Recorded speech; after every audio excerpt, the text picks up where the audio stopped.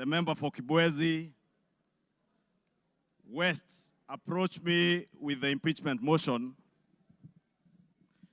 Honorable Speaker, I took some time not just to go through the grounds that he had stipulated for the impeachment of the Deputy President, but also to reflect on what Honorable Mutuse was asking me, not just as a member of parliament for Kikuyu and leader of majority party in this house to do, but also took time to reflect and ask the Almighty God to guide me and give me wisdom to do the right thing. Honorable Speaker, I pray to God that the Almighty God may give me wisdom to do that which is right. And not just what is right, Honorable Speaker, but also what is just. Just to the outgoing Deputy President of the Republic of Kenya, but also just, more importantly, just to the people of Kenya who turned out in their numbers in 2022 to vote in a government that they believed would create cohesion and unity and offer them opportunities to excel and prosper as a people. Honorable Speaker, as I prayed for wisdom, I was also conscious that what is right is not always easy. And what is right is not always popular. And being a son of the mountain, representing people of the Mount Kenya region, Honorable Speaker, it was clear to me that what may be popular today may not be right. And that is why I asked God to give me the wisdom to do that what is right, Honorable Speaker. And I am here today to do what is right for the people of Kenya. I am here to do what is right, not just for the people of Mount Kenya. I am here to do what is right for the greater good of the Republic of Kenya, Honorable Speaker. And that is why I rise to support this impeachment motion, Honorable Speaker. Honorable Speaker, having listened to Honorable Mutuse and all the grounds, and having looked at the Constitution, Honorable Speaker, and I would beg for us to look at Article 150 on the removal of a Deputy President, the reasons as to why you may remove a Deputy President from office. The first one is on the ground of physical or mental incapacity to perform the functions of that office. We have no capacity to determine the physical and mental capacity of the Deputy President, Rigathi Gachagua. But on impeachment as a second ground, the first ground is on the ground of a gross violation of a provision of this Constitution or any other law. The question that begs is whether one Rigathi Geoffrey Gachagua has contravened or has grossly violated one provision of our Constitution. And I think the Honorable Ekomas Mutuse was able to demonstrate this morning that Rigathi Gachagua has violated not one, but over 8 provisions of our Constitution, which I agree with the Honorable Mutuse. And for that reason, Rigathi Gachagua ought and must be impeached today. The second ground, Honorable Speaker, is where there are serious reasons. And Senior Counsel Otiende Amolo went to great length this morning to explain what serious, when you believe there are serious reasons that the Deputy President has committed a crime under national or international law. Honorable Speaker, behind the veneer of humility that you have seen here this evening, behind the veneer of humility that Kenyans saw on national TVs on Sunday, pretending to apologize, is a dark face of violence. Is a dark face, Honorable Speaker, that is a great danger to our nationhood, a great danger to the unity of our republic, Honorable Speaker, a danger to the cohesive existence of our nation as we see it today, Honorable Speaker. On the first ground, Honorable Speaker, on the remark of serikali ni kampuni, it pains me, Honorable Speaker, as I say, not just as leader of majority, but as a member of parliament of Kikuyu constituency, and also as a son of the mountain, where I come from. That, Honorable Speaker, today, the community I come from is being depicted as a community that is entitled and privileged. We are a community, Honorable Speaker, that has love for other Kenyans and other communities in our republic. We are a community that is known for our hard work and resilience, not for entitlement. We are a community that is peace-loving and that believes in the unity of one indivisible nation and Republic of Kenya. Rigathi Gachagua does not believe in an indivisible country. He believes in parochial, selfish, regional, and sectarian interests. And for that reason, Honorable Speaker, we ought and we should impeach the Honorable Rigathi Gachagua.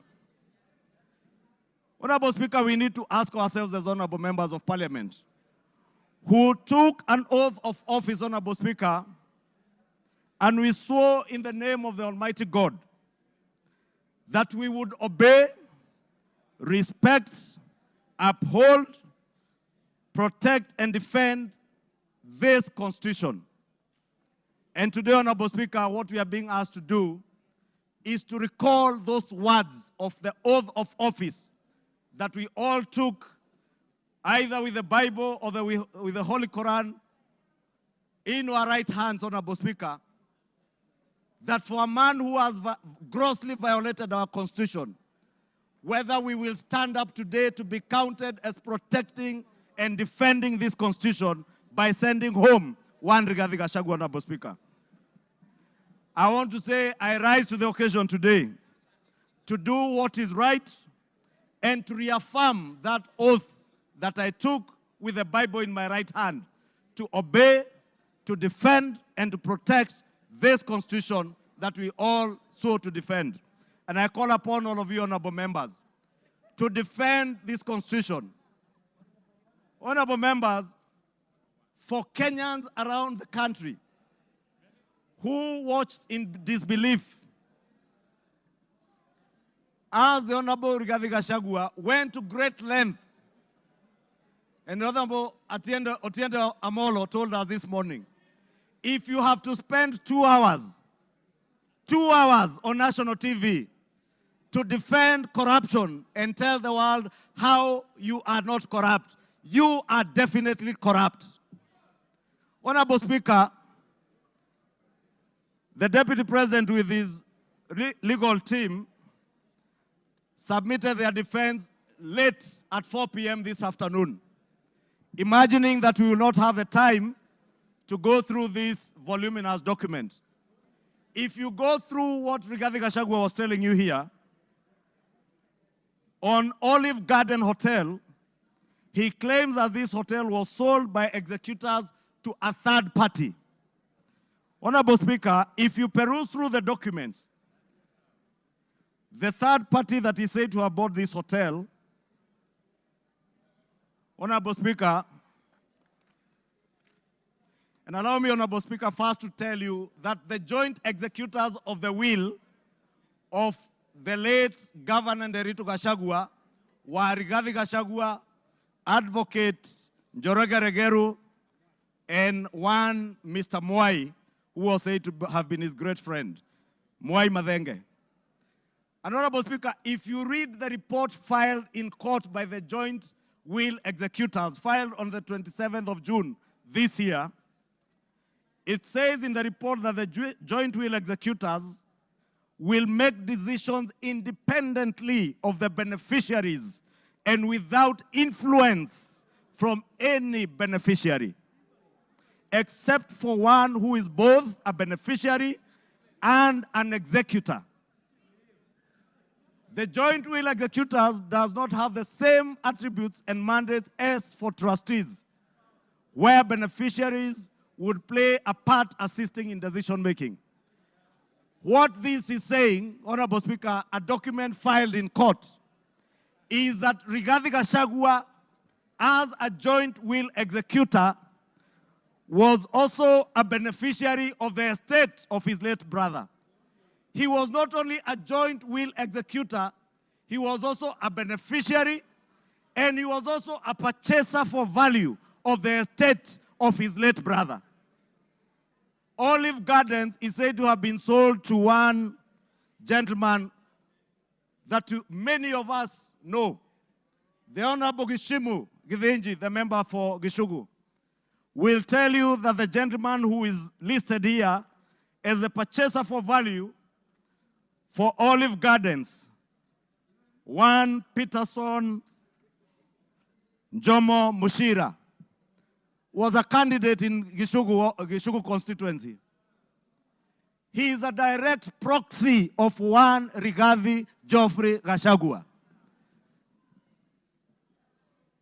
And Honorable Speaker, I must confess, and I am sorry to my friend Peterson because I know him.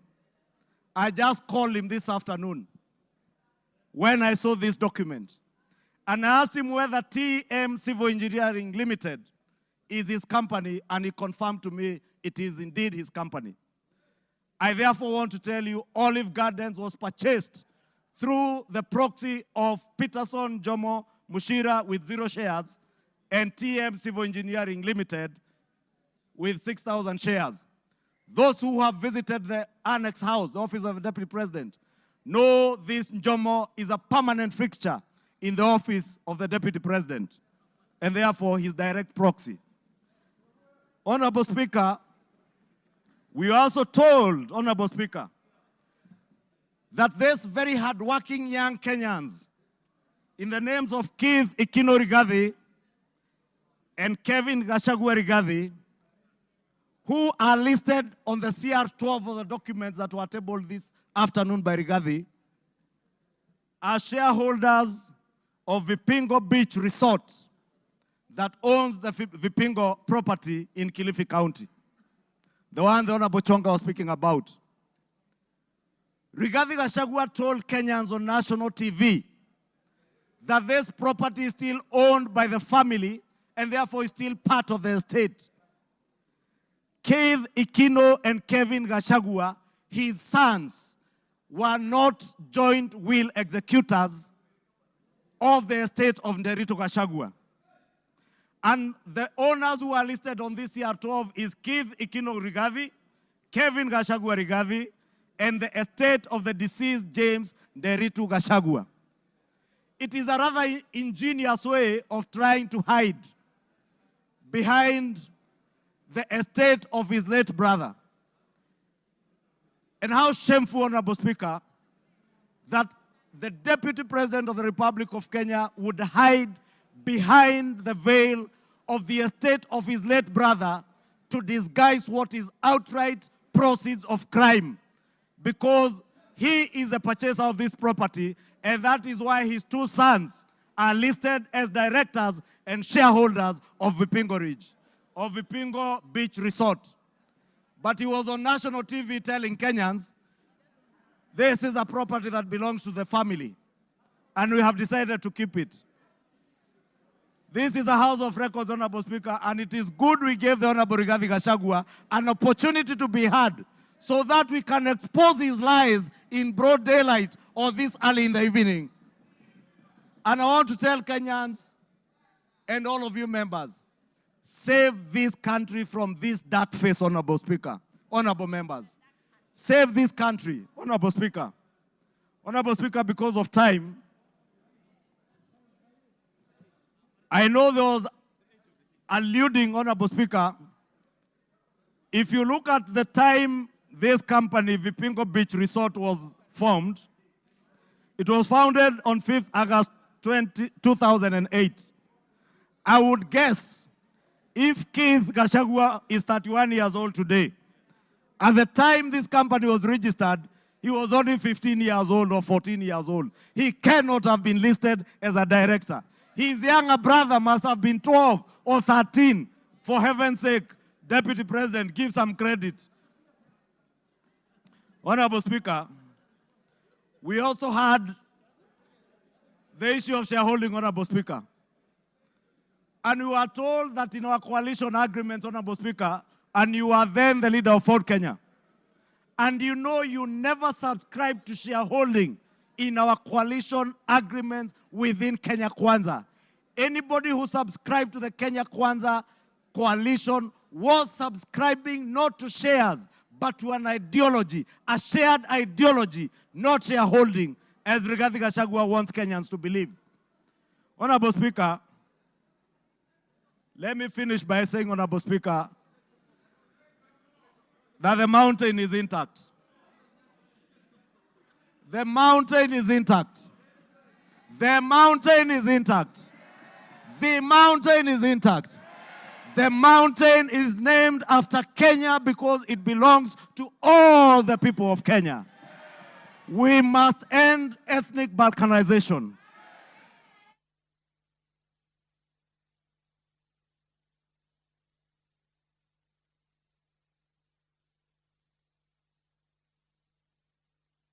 Give him another 2-3 minutes. Honorable Speaker, I was saying to conclude, to end the balkanization of our country into ethnic fiefdoms under the control of warlords, we must send Rigathi Gachagua home today. To end divisive politics in our country, Rigathi must. To end the culture of impunity, conflict of interest, abuse of office, state capture, and corruption in high office, Rigathi must. For accountability, for there to be integrity in the political governance of our country, Rigathi Gachagua must. For leaders in high office to bear policy and political responsibility, Rigathi Gachagua must. For national unity, for the fight against graft to bear fruit, for peace and prosperity of our nation as one indivisible whole, one nation under one flag, one people who love their country, who love peace, who want to see a cohesive and working government serving them. Rigathi must. Rigathi must. I submit, Rigathi must go. Thank you. Order. Honorable members, order. The honorable mover has donated his time as follows. Charles Nguna, CNN, you'll start with 2 minutes. Omboko Milemba will follow with 3 minutes. Peter Kaluma will follow with 10 minutes, and then he himself 15 minutes. So, CNN, Charles Nguna. Thank you, Mr. Speaker. Mr. Speaker, let me thank the Kenyans who just expressed their views during public participation on this matter, Mr. Speaker. And to add this,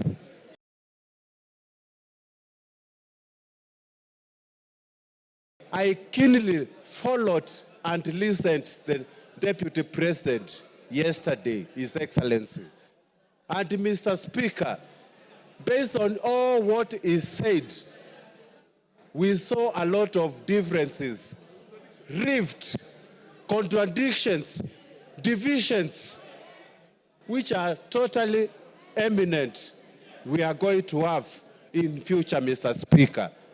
Mr. Speaker, it is inevitable that we are going to have battleground between His Excellency the DP and His Excellency the President. And when the bulls fight, Mr. Speaker, grass suffers, Mr. Speaker. And it's that why I'm saying that if we continue keeping one of them in the office, Mr. Speaker, Kenyans are going to suffer most, Mr. Speaker.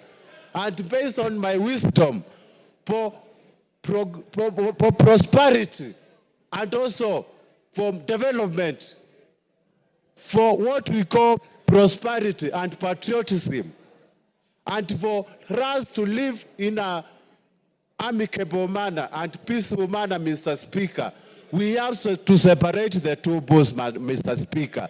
And the motion today, it is for Rigathi to go, not for William Samoei Ruto. With those few remarks, Mr. Speaker, I support.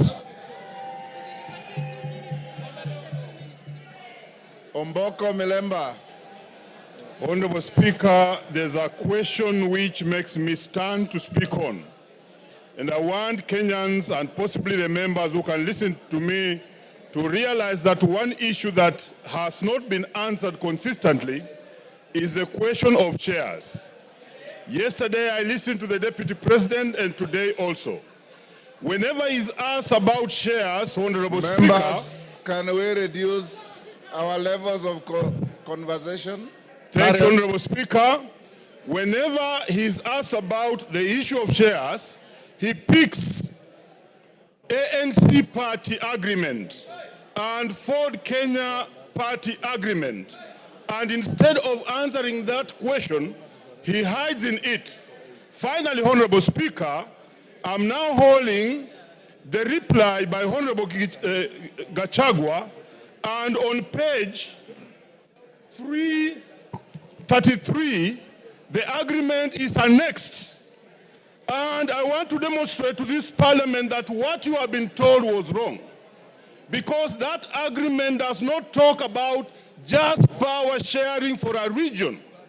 He has avoided intentionally to read the entire paragraph, which says that the sharing of the political parties will also depending further on the need to achieve an inclusive government that reflects the face of Kenya, including the need to accommodate the representation of any future member party and all regions of Kenya. He avoided to read that and therefore gives an impression that there was a power sharing agreement which only confined ANC party to Western only, when ANC party is a national party. Look at this, Honorable Speaker. The only member of the ANC party we nominated was Honorable Dena Hamisi, who comes from Kwale and not Western.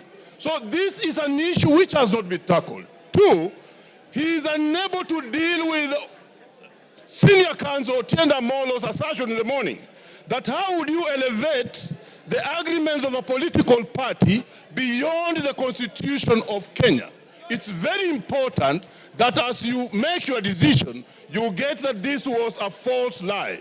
Finally, Honorable Speaker, in all this we have seen all the techniques of card stacking, of propaganda, which include card stacking, emotional appeal, branding, and that's why we have seen the name of the president being dragged in this matter today. I think the motion on the floor is for the makanga, it's not for the driver. Thank you, Honorable Speaker. I support. I have been advised by the mover that Lillian Kogo will take 2 minutes and Kaluma 8 minutes instead of 10. Lillian Kogo. I thank you so much, Honorable Speaker, and I want to thank all the members who have contributed to this motion. I rise to support. I had not given my voice to it, but Honorable Speaker, as you were speaking earlier, Honorable Speaker, I believe the Honorable Deputy President of the Republic of Kenya was following the proceedings of this House. And one of the matters, Honorable Speaker, that came out so clearly, Honorable Speaker, was the insult on women, Honorable Speaker. Women from a substantive position in this country's national development, Honorable Speaker. And Honorable Speaker, I expected that when the Deputy President came to this House, he was going to address this matter on a special way, Honorable Speaker. But I did not listen. I did not hear him. I did not hear the Deputy Speaker say when, where, how. The Deputy President, sorry. I did not hear the Deputy President, one Honorable Rigathi Gachagua, answer to the question of saying that one noble member of this House, the Honorable Jemachia, is a malaya, Honorable Speaker. It concerns me, and I wanted the Honorable Rigathi Gachagua to tell this House where, how, when, who witnessed him sleep with one Jemachia and how he felt. We wanted to know, because we are not going to allow women to be used with derogatory language moving forward, Honorable Speaker. It is nobody's choice to be a malaya. These are mothers. It is nobody's choice to be a malaya. These are our sisters. It is no. I thank you.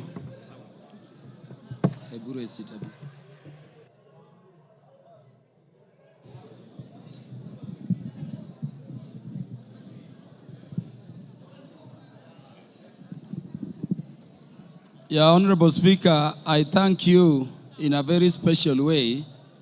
Honorable Speaker, I have this benefit of speaking after listening both to the mover of the motion and to the Deputy President, who is the subject matter of this motion. And so, Honorable Speaker, I can look at it from all perspectives. Honorable Speaker, allow me to start by saying that I listened to the Deputy President, as I did to Honorable Mutuse, with the mind of a lawyer, looking at how the grounds have been addressed, their particulars, and how they have been addressed by the two respective parties.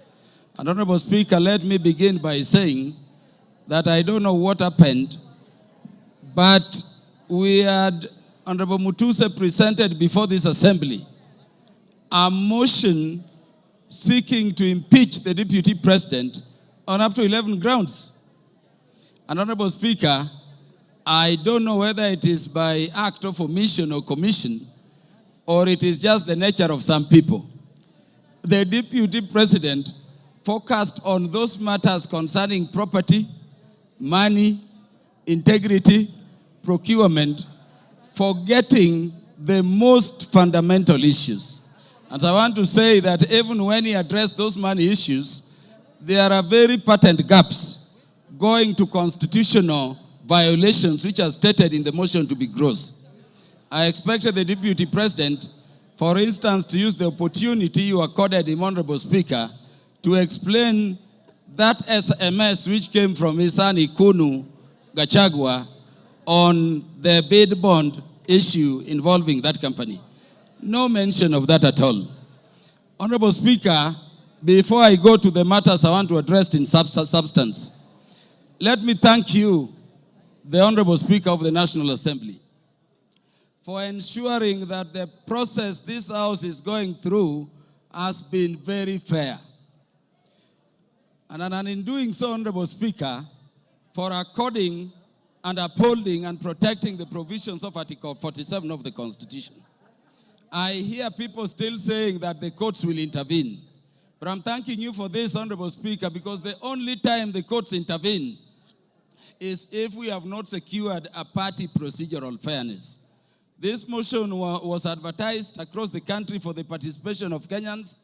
And Honorable Speaker, allow me to reiterate this short data in 1 minute. 146,429 Kenyans said that the Deputy President should be impeached. And that, Honorable Speaker, constitutes 65.11% of the people of Kenyans. 76,026 of Kenyans said the Deputy President should not be impeached, coming to 33.8% of those Kenyans. Honorable Speaker, 2,452 Kenyans said Kufa Makanga, Kufa Dereva, and those other things. And there are the others. And Honorable Speaker, in terms of our constituency, which is Homa Bay Town constituency, 1,080 Kenyans whom I represent said the Deputy President should be impeached. And Honorable Speaker, that constitutes 89.81% of the population of the people of Homa Bay who are duly notified.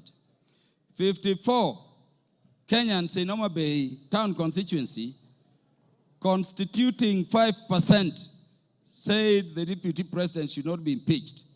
And then 56, which is another percentage there, said other things, including Kufa driver, Kufa Makanga.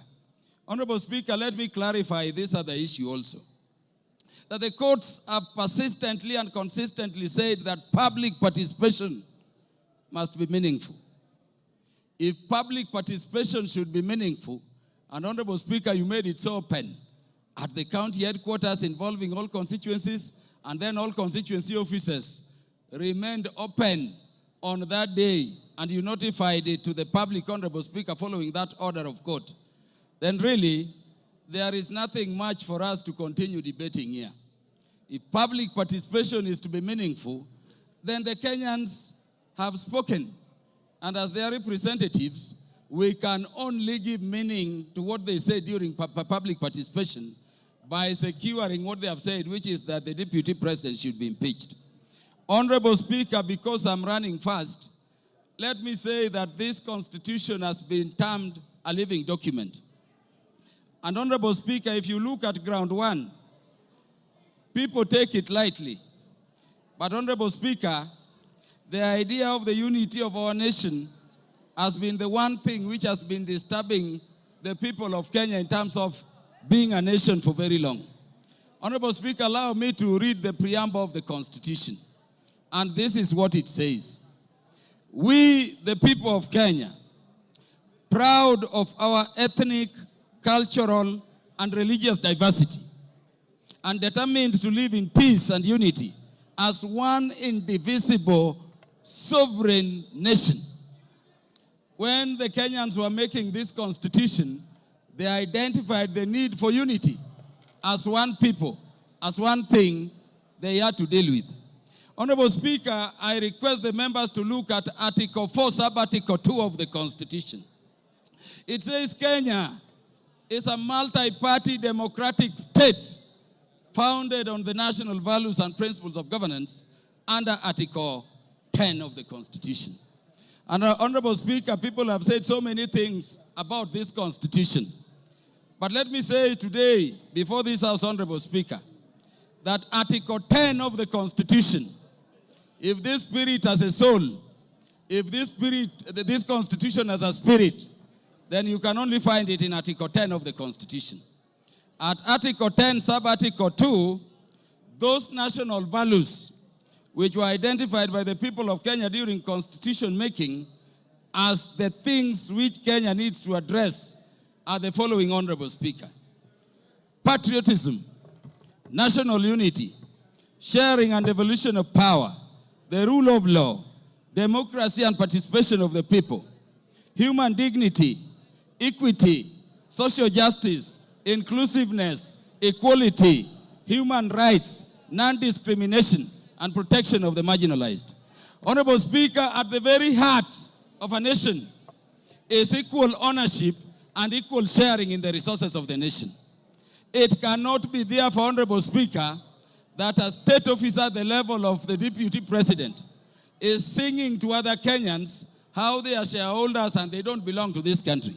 And Honorable Speaker, it saddens me that having given him the opportunity, the deputy president did not proffer a defense, the deputy president did not offer an apology, but the deputy president said other people are also doing it.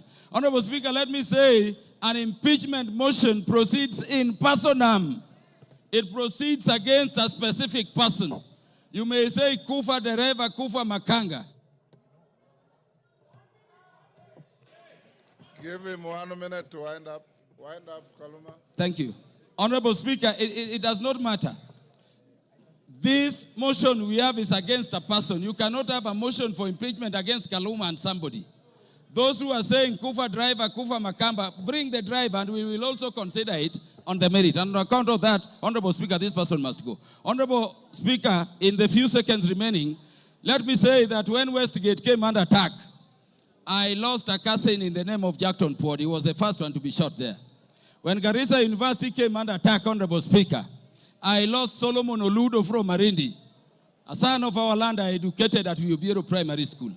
Honorable Speaker, we have no problem holding the security apparatus of the nation, to account. But Honorable Speaker, we cannot have a situation where you talk that recklessly in public about our national intelligence service being dysfunctional. For a state which is permanently under terror, target, and attack. And by the way, in the Security Committee, each minute we are fighting terrorists.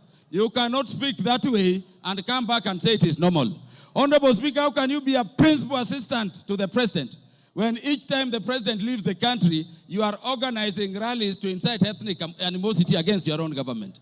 Honorable Speaker, how can you be a principal assistant to His Excellency the President when the President is having a press conference in Nairobi and you are having a separate one instead of standing with him to calm the nation from Mombasa to say that the President, in fact, there is a problem and is a dysfunction in government?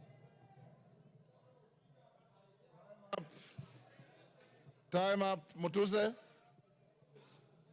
you have 15 minutes. Very good. Thank you, Mr. Speaker. Thank you, Mr. Speaker.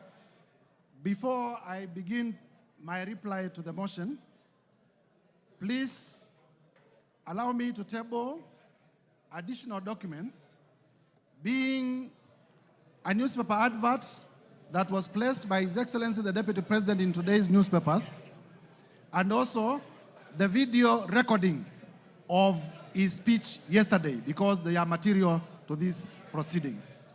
Go ahead. Request granted.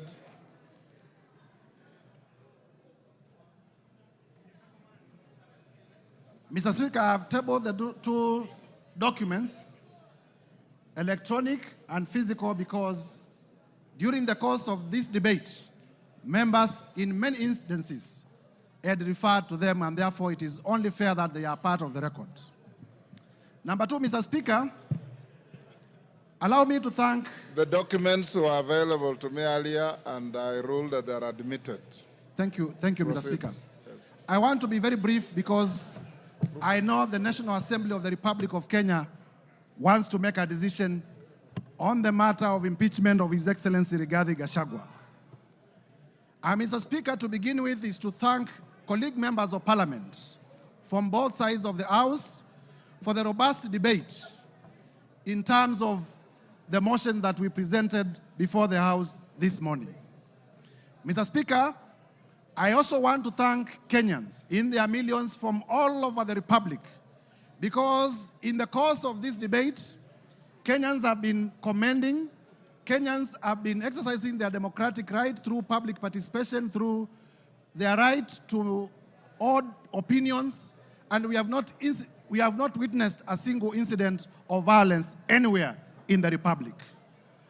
There had been vitisho that if you table an impeachment motion for a person of the magnitude of the Deputy President, there may be violence, people will lose lives, but I thank Kenyans because Kenyans have proven once again that we are a peaceful country and we are able to engage in our democratic processes without violence.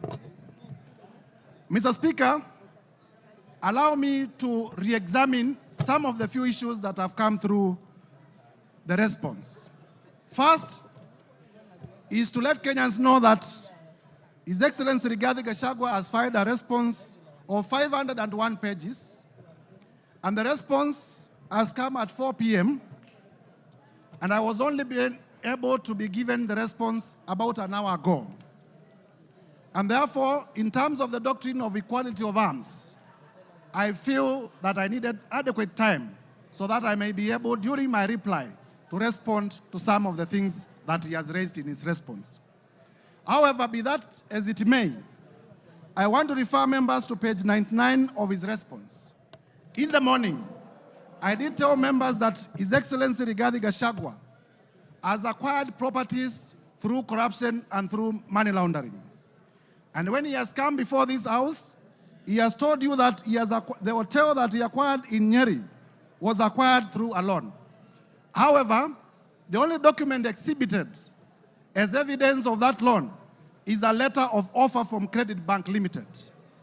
There is no evidence exhibited by Mr. Rigathi Gachagua, the current Deputy President, to the effect that the loan was actually finalized, to the effect that he actually got the loan.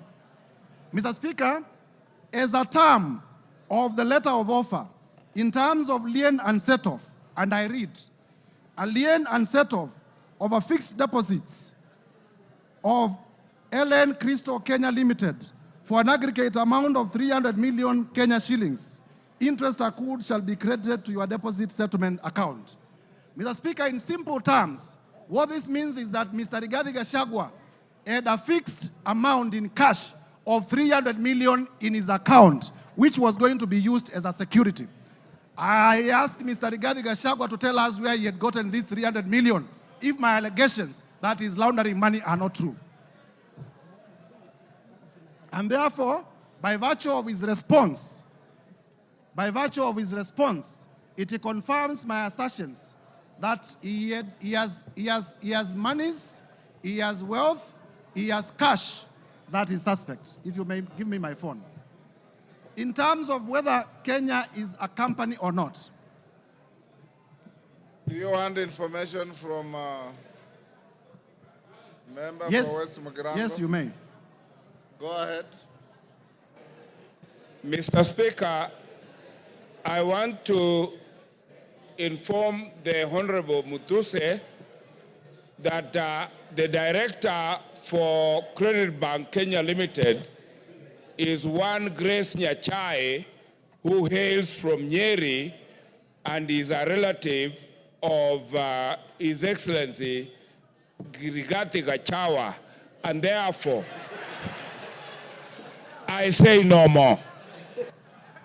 I thank you, Mr. Speaker.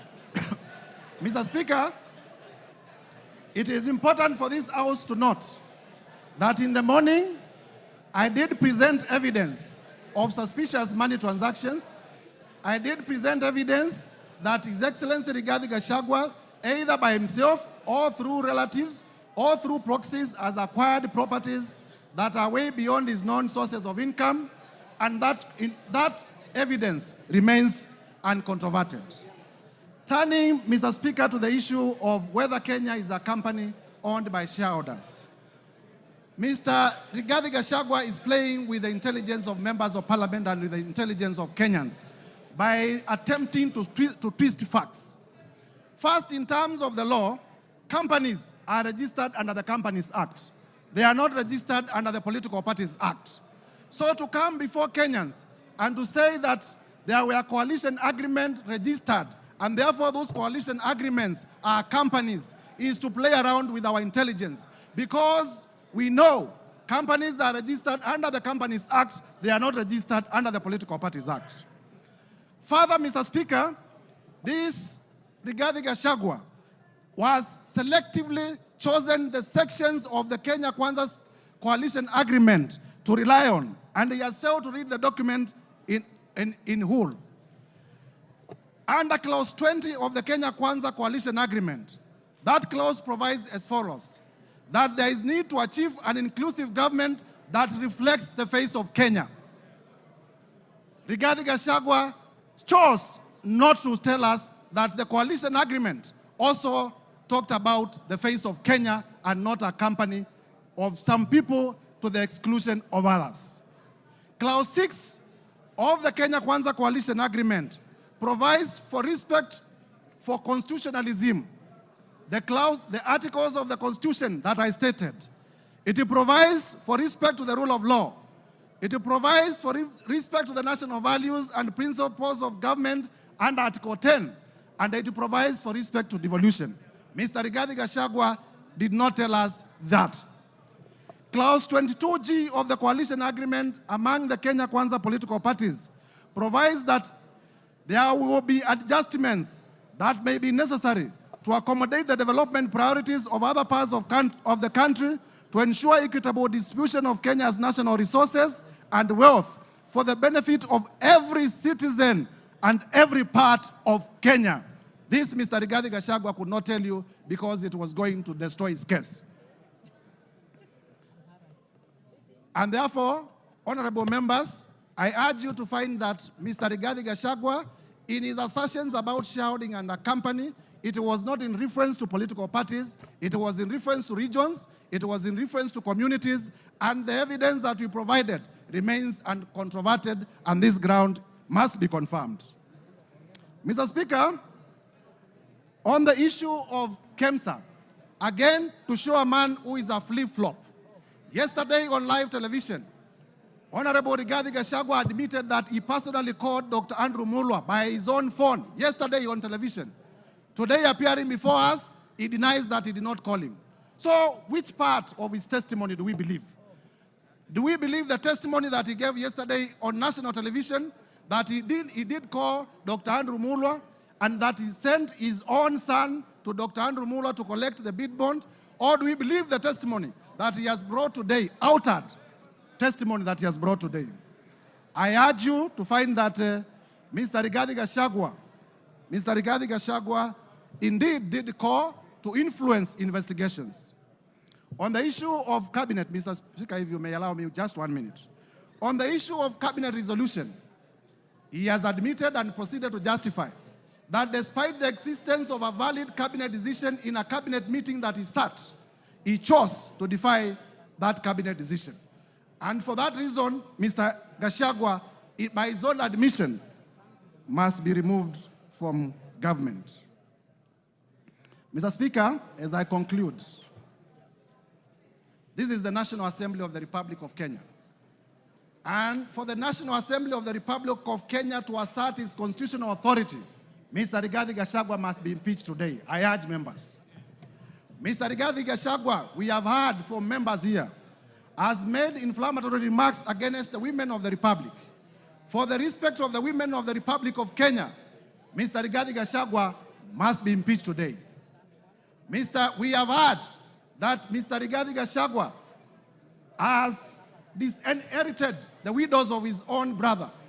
And for the widows of Kenya, beginning from Madeira, to be safe, Mr. Rigathi Gachagua must be impeached today.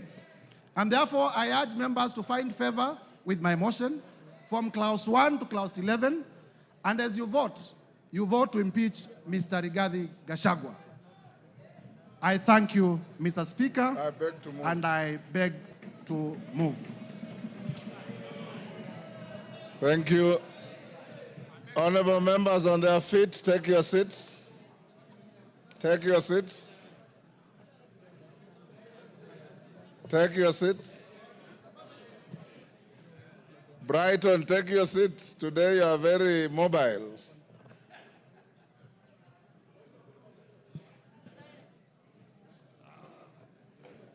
Honorable members, order.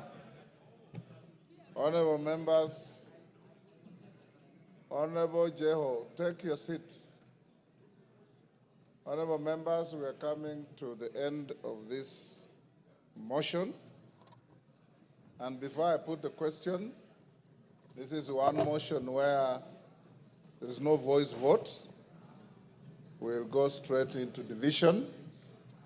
So that no ayes have it at the putting of the question. The House Business Committee yesterday deliberated on the manner of voting, and it was unanimously agreed that there will be a roll call vote. There will be a roll call vote. That being the case, we should be done, if we are orderly, we should be done in the next 30 minutes to 40 minutes, maximum 1 hour. When we start voting, order, when we start voting, I'll instruct the clerk and the teller, having conducted yourselves exemplarily well, any member who precedes his or her vote with a preamble or a speech or a statement will be a spoiled vote. Once you are called, order. The vote is simply yes or no. Time for speeches have extinguished in the debate. I now put the question. Of course, there are always three: yes, no, abstention. Order, member for West Mugirango. There's nothing out of order.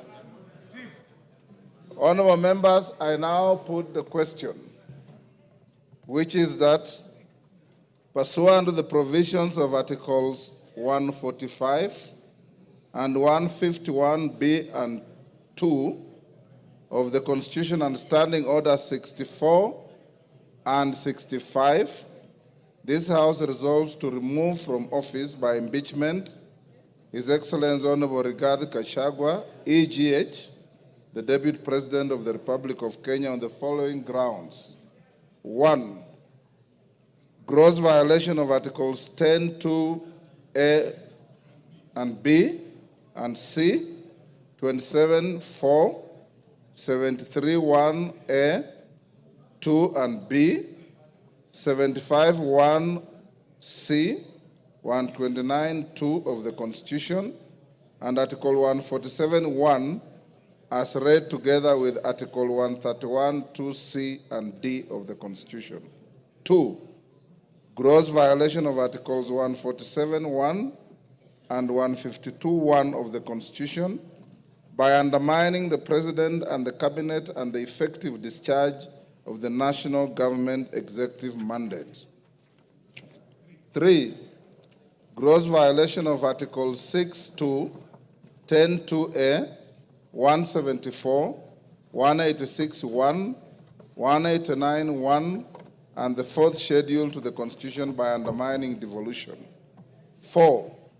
Gross violation of Article 161 of the Constitution on the institutional and decisional independence of judges. 5. Gross violation of Articles 3(1) and 148(5)A of the Constitution on the fidelity to the oath of office and allegiance. 6. Serious reasons to believe that His Excellency the Deputy President has committed crimes under Sections 13(1)A and 62 of the National Cohesion and Integration Act. 7. Serious reasons to believe that His Excellency the Deputy President has committed gross economic crimes under Sections 45(1), 46, 47(a)(3), and 48(1) of the Anti-Corruption and Economic Crimes Act and Sections 2, 3, 4, and 7 of the Proceeds of Crime and Anti-Money Laundering Act. 8.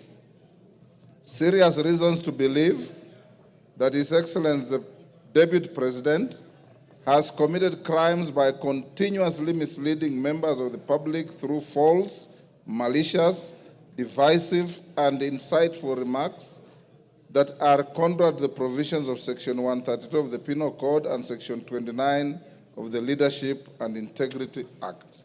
9. Gross misconduct that is incompatible with the high calling and dignified status of the office of the Deputy President, a member of the Cabinet and the National Security Council.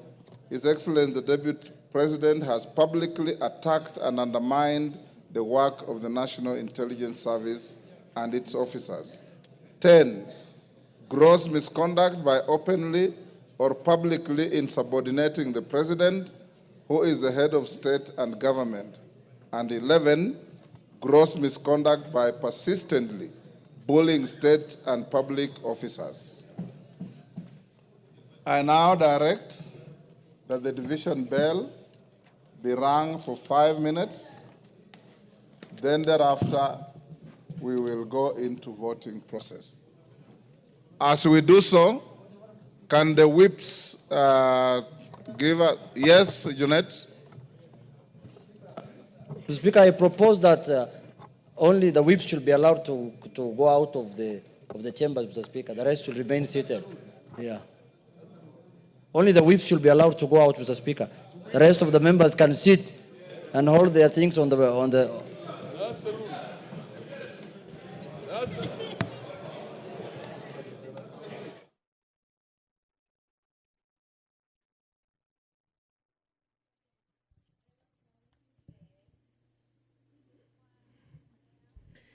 Good evening. If you're just tuning in, the National Assembly has been debating the special motion by the Honorable Member Mwengi Mutuse on the proposed removal by impeachment of His Excellency Rigathi Gachagua, the Deputy President of the Republic of Kenya. The Honorable Member in the special motion did advance 11 accusations against the Deputy President, and among them his gross violation of Articles 10, Subarticle 2A, B, and C, Article 27, Subarticle 4, Article 73, Subarticle 1A, Article 2B, Article 75, 1C, Article 129, Subarticle 2 of the Constitution, and Article 147, Subarticle 1, as read together with Article 131, Subarticle 2C and D of the Constitution, that the Deputy President has persistently made utterances threatening to discriminate, exclude, and unlawfully deny sections of the people of Kenya and regions of the Republic of Kenya equal opportunities for public service appointments and allocation of public resources. Another charge is that the Deputy President has made unilateral public statements inconsistent with policy positions collectively adopted by the government and contradicted the President on critical matters of governance and the exercise of the President's functions as a symbol of national unity. That His Excellency, the Deputy President, interfered with the running of Nairobi City County Government by inciting citizens against lawful directives of the county government on the planning and relocation of markets and publicly disparaging the leadership of the county government and its decisions. Charge 4, that His Excellency, the Deputy President, has undermined the institutional and decisional independence of a judge through public attacks on a judge of the High Court of Kenya and falsely threatening to file a petition for the removal of the said judge in a matter in which he was a party. Another charge is that the Deputy President breached his oath of office and allegiance on account of the utterances and actions attributed to the Deputy President under grounds 1, 2, and 3. Charge 6, that the Deputy President has persistently made inflammatory, reckless, insightful public utterances over the last 2 years in contravention of the law.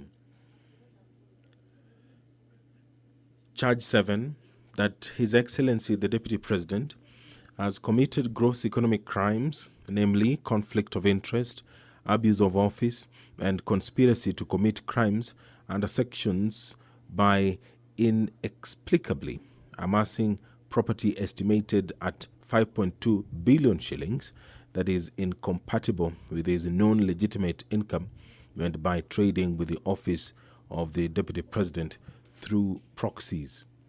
Another charge is serious reasons to believe that His Excellency the Deputy President has committed crimes by continuously misleading members of the public through false, malicious, divisive, and insightful remarks that are contrary to the provisions of Section 132 of the Penal Code and Section 29 of the Leadership and Integrity Act. Charge 9, gross misconduct that is incompatible with the high calling and dignified status of the office of the Deputy President, a member of the Cabinet and the National Security Council. His Excellency the Deputy President has publicly attacked and undermined the work of the National Intelligence Service and its officers.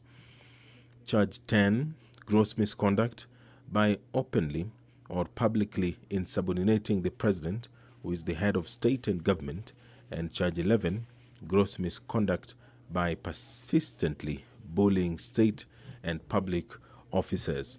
The deputy president was some minutes after 5 p.m. given the opportunity by the National Assembly to defend himself against these 11 allegations that have been leveled in this special motion which the members of the National Assembly have been debating today. And right now,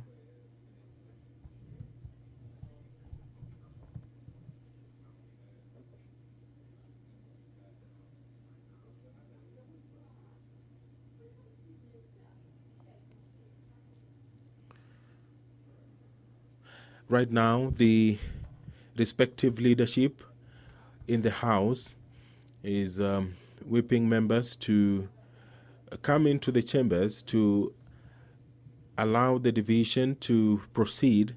Remember that this requires more than 200 or at least 233 members of the National Assembly voting in affirmative, and they will be doing so through a roll call. Standing Order 65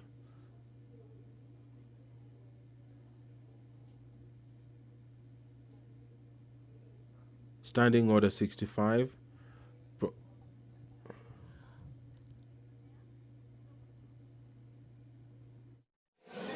Honorable members, take your seats. Whips, you are satisfied your members are all in the House? Take your seats.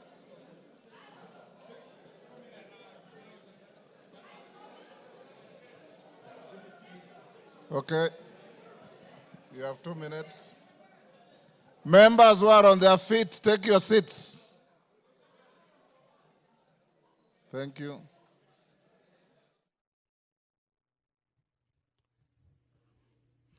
Standing Order 65 of the National Assembly provides for the procedure for removal of the Deputy President. And it says that where a member proposes the removal of the Deputy President on the grounds of physical or mental incapacity in terms of Article 150, Sub-Article 1A of the Constitution, Standing Order 63, which talks about procedure for removal of President on grounds of incapacity, shall, with necessary modifications, apply. You'll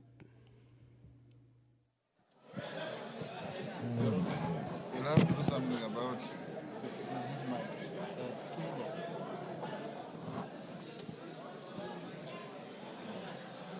Take your seats, honorable members.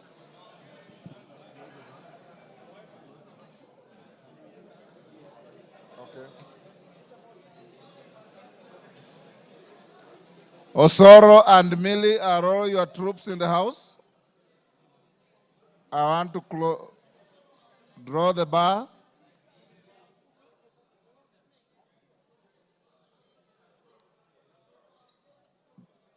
Draw the bar.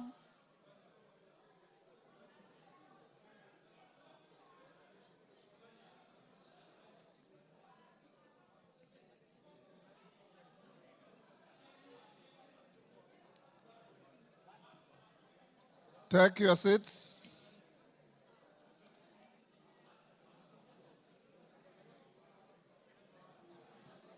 Honorable members, you may take your seats now. Honorable Dani Wanyama, take your seat. Honorable Minority Whip, take your seat. Honorable members, I have been given the following as whips, as tellers. For the ayes, the Honorable Zaire Janda, MP, and the Honorable Jared Okello, MP. For the nays, the Honorable Onesmus Ngogoyo and Honorable Jane Njeri. You may come forward and join the clerks at the table. Now the voting order, the voting will be as follows. Order. We will start by calling out the Honorable Samal, member for Isiolo. Is it West? Isiolo North. You all know Honorable Samal has a condition and he needs to be assisted. So the clerk and the tellers will go to where he is. The clerk and one on either side go and take Honorable Samal's vote. Once you are done, the constituencies are numbered alphabetically from A to Z. So we'll start with probably Ainamoi is normally the first, and we'll end up with the last. Pardon?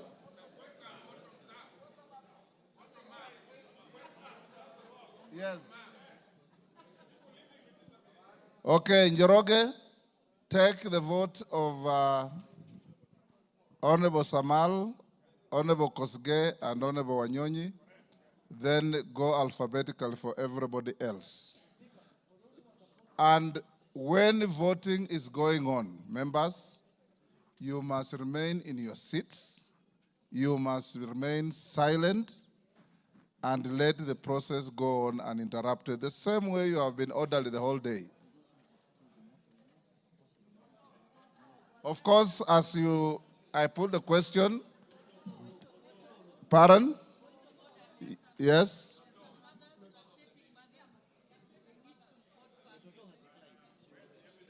Toto has already indicated to the clerks that she'll wait and vote like everybody else.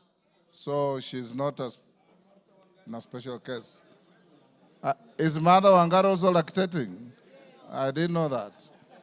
Now, clerk, those who are supporting the motion are voting yes. Those who are not are voting no. The tellers are, as I've told you, for yes, Janda and Okello, for no's, Kasheri and Gogoyo. Clerk, over to you. Voting starts now. Isiolo North, Lomwa Joseph Samal. Westlands, Wetangula Timothy Wanyonyi. Nominated member, Jackson Kosgei Kipkemoi.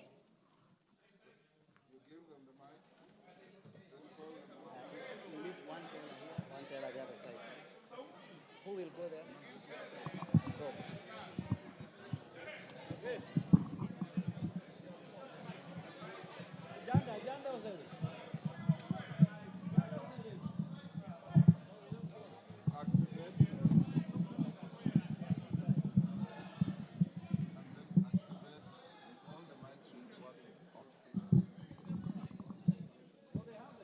I, Tim Wanyonyi, Member of Parliament for Westlands, I vote no. I vote yes. I vote yes.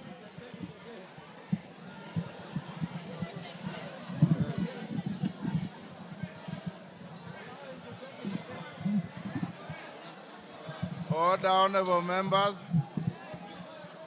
He has voted yes. Order. I, Jackson Kipkemoi Kosgei, nominated Member of Parliament, I vote yes. Yes. I'll stop them.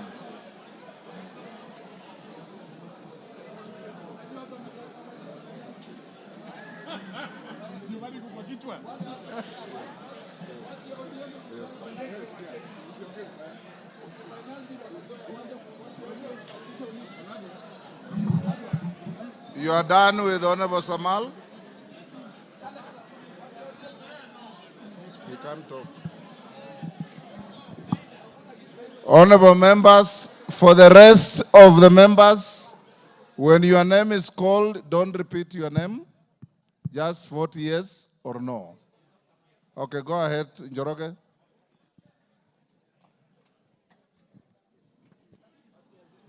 Ainab Koi. Samuel Chepkonga. Aina Moi, Benjamin Langat. Aldai, Marian Kitani. Alego Usonga, Samuel Atandi. Awendo, John Walter Owino. Bahati, Irene Joki. Balambala, Shurie Abdi Omar. Baringo County, Florence Jamatia. Baringo Central, Joshua Kandie. Baringo North, Joseph Maglap. Baringo South, Charles Cameron. Belgut, Nelson Koech.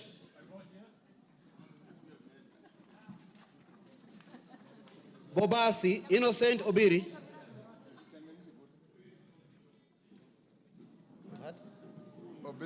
Bobasi, Innocent Obiri.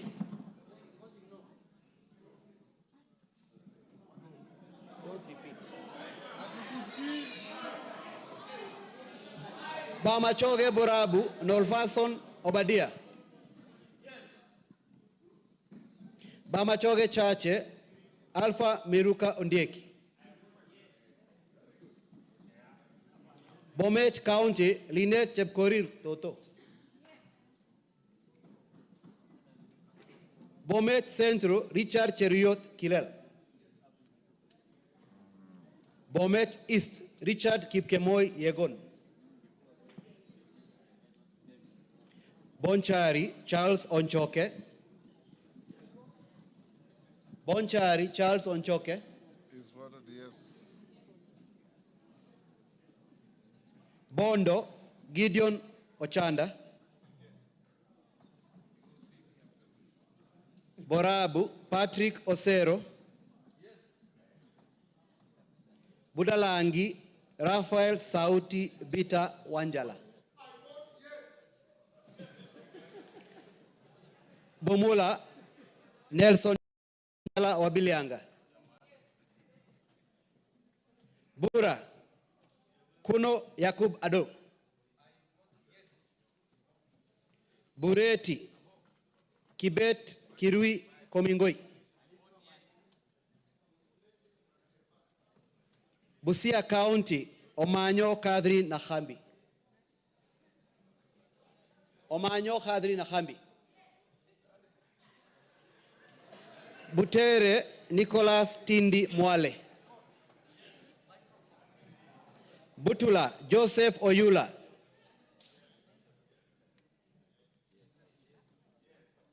Buuri Muruidhania Rindikiri Mugambi. Central Imenti Moses Nguchine Kirima. Central Imenti Moses Kirima Nguchine. Changamwe Omar Mwinyi. Chebalungu Victor Kipngetich Koech. Cherangani Patrick Simiyu Barasa. Cherangani Patrick Simiyu Barasa.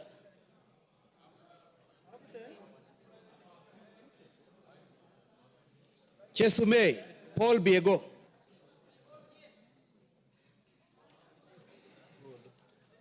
Chuka Iganga Ngombe, Patrick Ntuega Munene.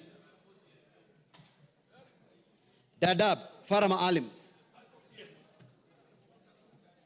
Dagoretti North, Beatrice Elachi. Dagoretti South, John Kerry Waweru. Eldama Ravine, Musa Sirma. Eldas, Adan Kenan. Elgeyo Marakwet County, Ngerechei Jepto Caroline.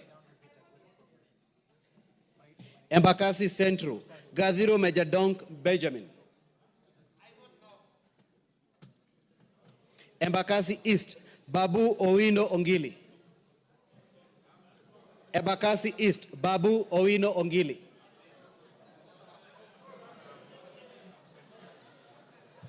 Embakasi North, James Gakuya. Embakasi South, Julius Mawade.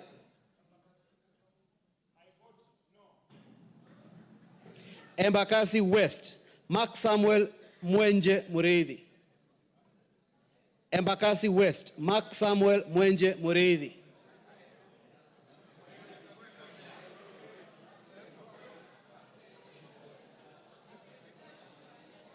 Embu County, Double N Pamela Njoki.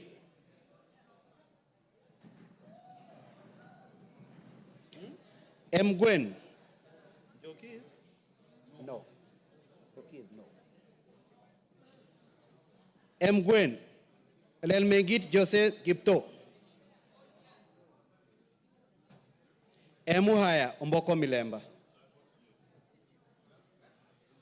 Emura Dikir, Johanna Ngeno. Endebes, Robert Pukose. Fafi, Yakub Farah. Funyula, Oundo Wilberforce. Galole, Said Buya Hiribai, Said Poster. Ganze, Charo Kenneth Tungule. Garissa County, Udgon Amina Siad.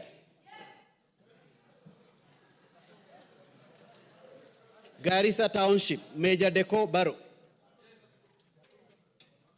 Garsen, Ali Wario Guyo. Katanga, Wakili Mureu. Gatondo North, Kururia Njoroge. Gatondo North, Kururia Njoroge.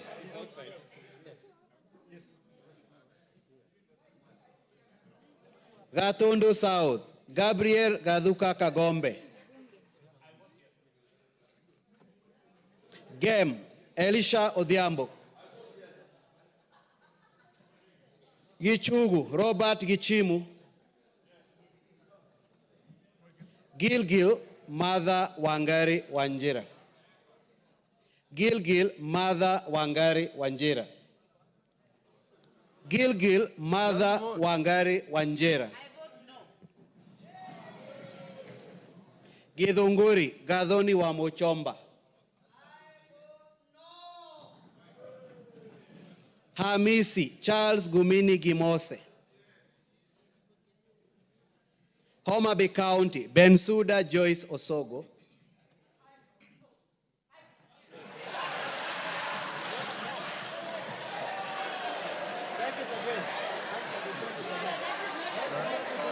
Pardon? Take the vote again. Order, Bensuda, utaitwa tena.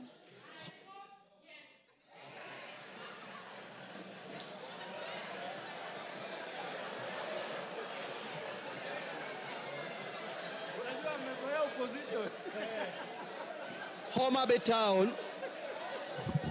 Order, members, order. Homa Bay Town, George Peter Kaluma. Igembe Central, Daniel Karido Kili. Igembe North, Taitumu Julius. Igembe South, John Paul Mwirigi. Ijara, Abdi Ali Abdi. Ikolomani, Shinali Barnett. Isiolo County, Mumina Bonaya. Isiolo North, Isiolo South, Bidu Tubi Mohammed.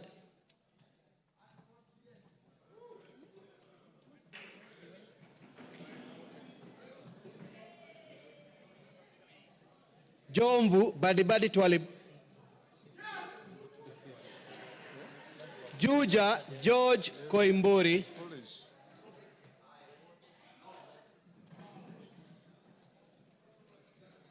Kabete James Gedua wa Mashukuru. Kabete, James Gidua wa Mashukuru.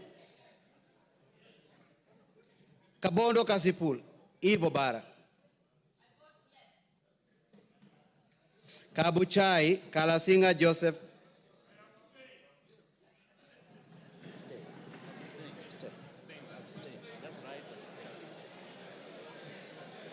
Kacheliba, Lote Titus.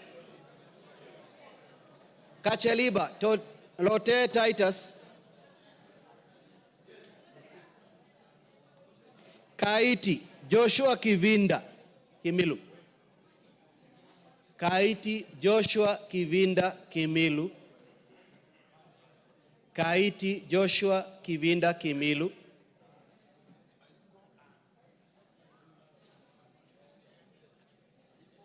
Kajiado County, Lea Sankaire. Kajiado County, Lea Sankaire. Kajiado Central, Memusi Elijah.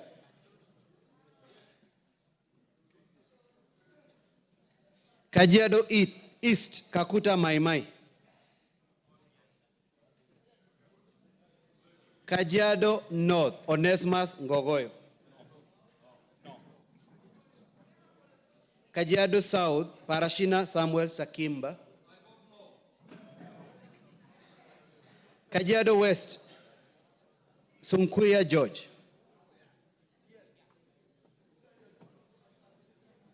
Kakamega County, Elsie Muhanda.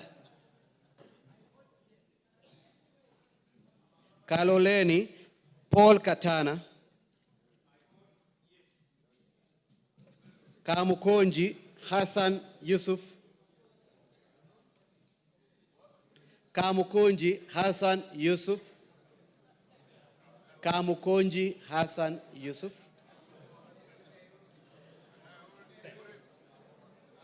Kandara, Chege Njuguna. Kandui, John Makali.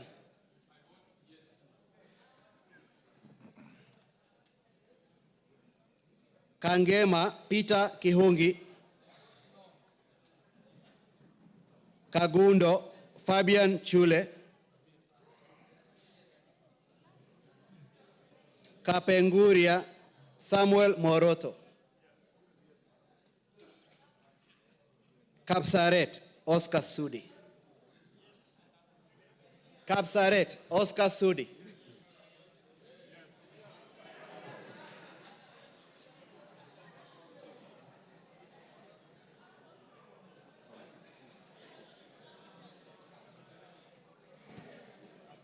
Karachuonyo Okwome Andrew Adipo. Kasarani Karauri Ronald Kamwiko. Kasipul Were Charles Ongondo.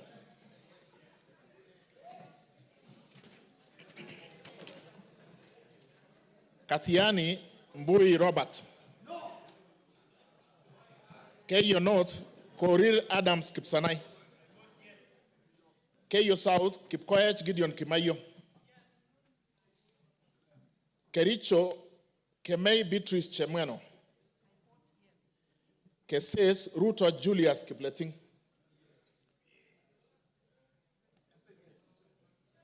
Keses Kuisero Wangaya Christopher Aseka.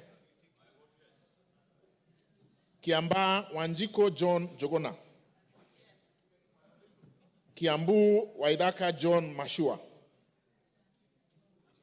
Kiambu Waidaka John Mashua. Kiambu Town. He's not here.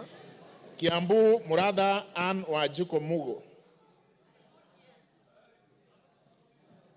Kibra Orero Peter Ochieng. Kibwezi Mbalu Jessica Nduku Kiko.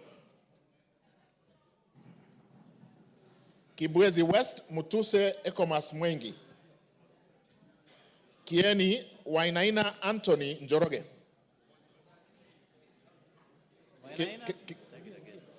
Kieni Wainaina Anthony Njoroge. Kigumo Munyoro Joseph Kamau. Keharu Nyoro Samson Dindi. Kikuyu Ishungwa Anthony Kimani. Kilgoris Sunkuli Julius Lekakeny. Kilifi Mwanyanje Gertrude Mbeyu. Kilifi North Baya Owen Ya. Kilifi South Kitty Richard Ken Chonga. Kilome Zambia Thaddeus Kethua. Kimilili Mutua Didmas Wekesa Barasa. Kiminini Bisao Morris Kakai. Kinango Rai Samuel Gonzi. Gonzi Rai.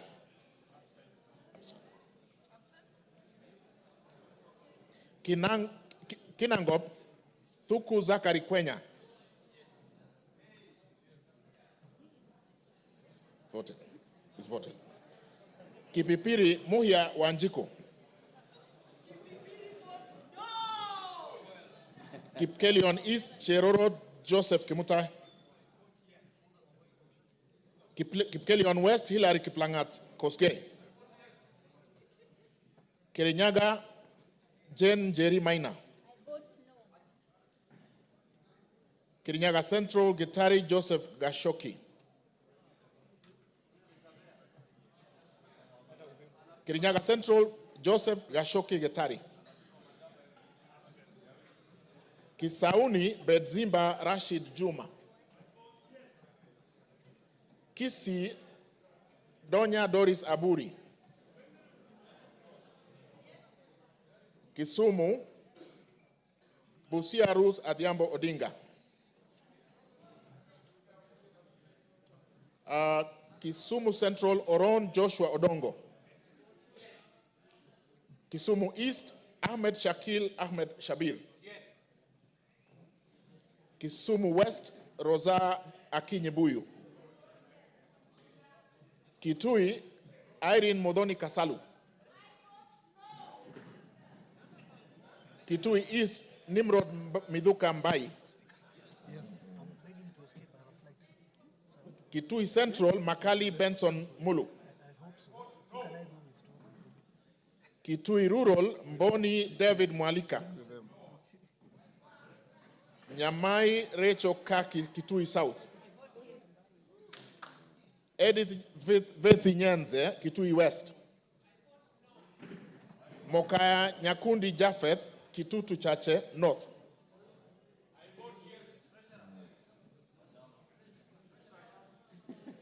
We take it from where?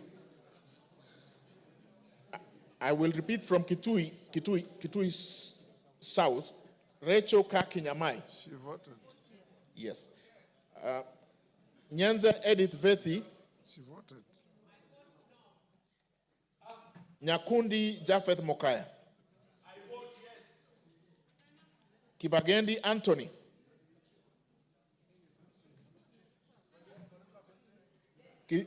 Kitutu Chache South. Amesema? No. Kibagendi amesema? Kibagendi kama Kibagendi. Kitutu Chache South, Kibagendi Anthony. Clive, Kitutu Masabak, Clive Ombane Gisairo.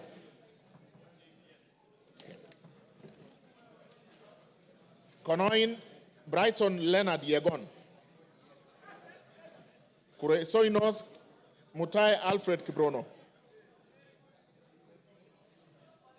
Kuresoi North. Okay. Joseph Kipkoske Tanui, Kuresoi South. Okay.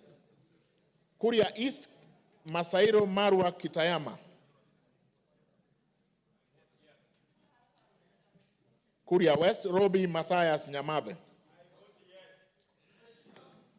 Kwale, Masito Fatuma Hamisi. Kwanza, Wanyonyi Ferdinand Kevin. Lafi, Abdurrahman Mohammed Abdi. Lakdera Mohammed Abdikadir Hussein. Laikipia Jane Wangeshi Kagiri. Laikipia East Festus Mwangi Kionjuri. Laikipia North Sarah Paulata Korere. Ndio.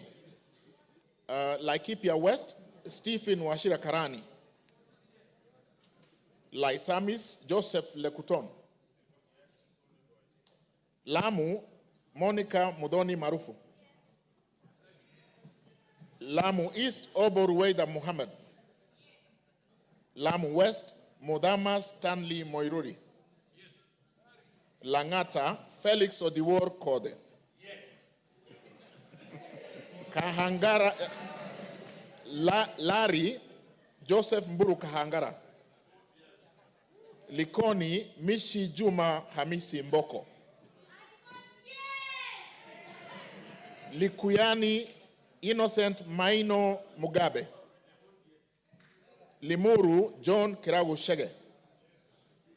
Loima Akuja Protas Ewesit.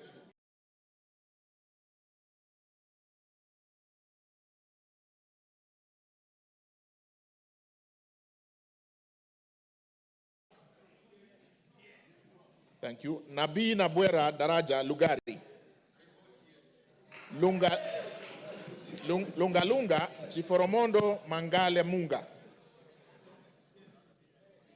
Lurambi Titus Hamala Mkhwana. Maara Jafet Miriti Kareke Mbyuki. Machakos Joyce Kamene.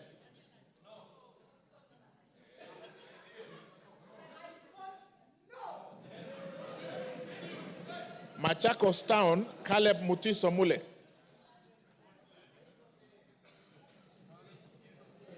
Okay. Yeah, what? George Aladwa Omwera Makadara. Makweni Kiamba Susan Dunge. Makweni Women Rep Mumo Rose Museo. Absent. Can I repeat? Makweni Mumo Rose Museo. Malava Moses Malulu Injendi. Malindi Amina Laura Munyazi. Mandera North Abdullahi Bashir Sheikh. Mandera Umul Kasim Sheikh. Mandera East Abdurrahman Hussein Wetan Muhammad. Mandera South Abdul Ibrahim Haro. Mandera West Yusuf Adan Haji. Manyata John Gitonga Mwaniki Mukunji. Maragwa Mary Wamaua Waidira Njoroge. Marakwet East David Kangogo Bowen. Marakwet West Timothy Kipchumba Toroitich. Marsabit Naomi Jilo Wako.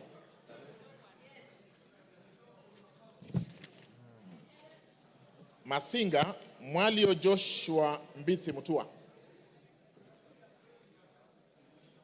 Masinga Joshua Mbithi Mutua Mwalio.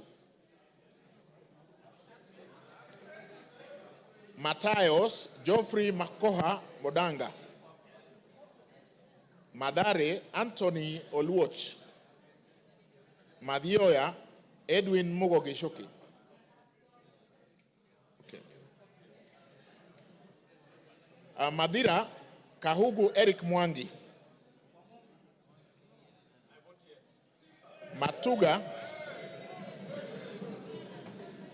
Matuga Tandaza Kasim Sawa. Okay. Matungu Nabulindo Peter Oscar. Is there. Yeah, Tandaza is there. Can I repeat Matuga? Matuga Tandaza Kasim Sawa. Okay. Asante, asante. Matungulu Mule Stephen Mutinda. Mavoko Kingola Patrick Makau.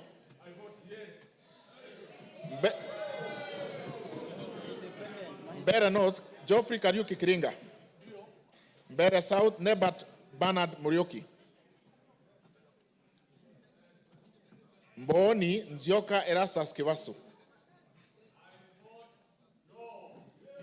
Meru Kailemia Elizabeth Karab. Migori Mohammed Fatuma Zainab. Mogotio Kiborek Ruben. Moiben Phyllis Chepkemoy Barto. Molo Francis Kuria Kimani. Mombasa Zamzam Muhammad Chimba. Mosob Abraham Kipsang Kirwa. Moyale Jaldesa Guyo Wako. Msambweni Jaldesa. Okay. Okay, capture, thank you. Msambweni Badr Salim Faisal. Mount Elgon Fred Kapondi Chesebe.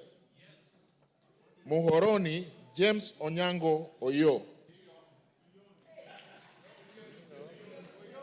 Mukorweini Gishoi Kagusha John Philip. Mumias East Salasia Peter Kalerwa.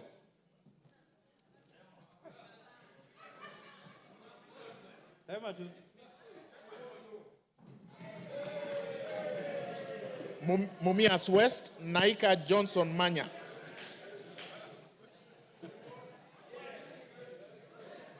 Moranga Betty Njeri Maina. Mvita Mohamed Saud Machele.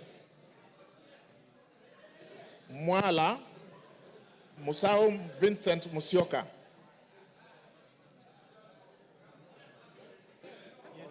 Okay, done. Mwatate Peter Mbogo Shake. Peter Mbogo Shake. Thank you. Mwea Mary Maingi. Mwingi Central Gideon Mutemi Muliungi.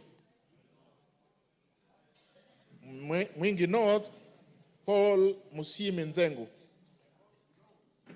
Mwingi West Charles Ngusi Anguna.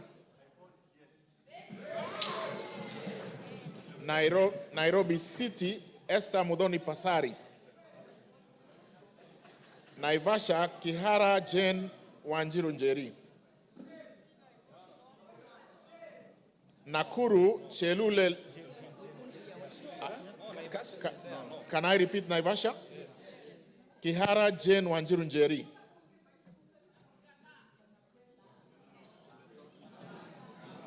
Nakuru Liza Chepkorir Chelule. Nakuru Town East Gikaria David. Nakuru Town West Arama Samuel. Nambale Mulanya Geoffrey Ekesa.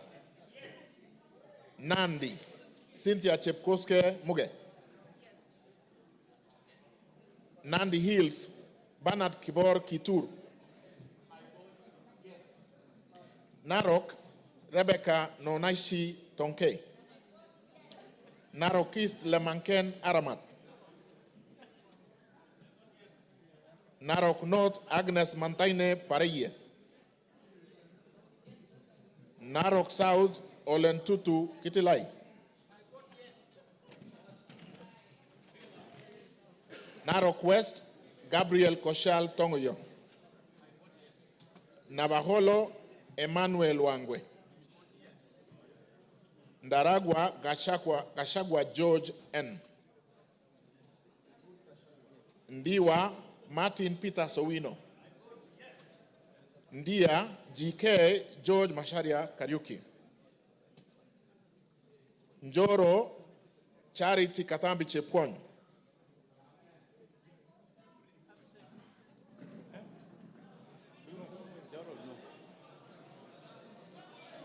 North Hor Guyo Adi Wario.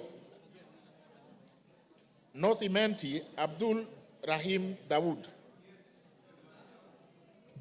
North Mogirango, Joash Nyamache Nyamoko. Nyakach, Joshua Aduma War. Nyali, Mohammed Ali Mohammed. Nyamira, Jerusha Momanyi Mongina. Mohammed Ali is here. Yes, he's voted. He's voted. I repeat, Nyamira, Jerusha Momanyi Mongina. Thank you. Nyandarua, Getao Faith Wairemo. Nyando, Okelo Jared Odoyo. Nyando votes yes. Nyaribari Chache, Zahid Janda. Yes. Nyaribari Masaba, Daniel Ogwo Kamanduku.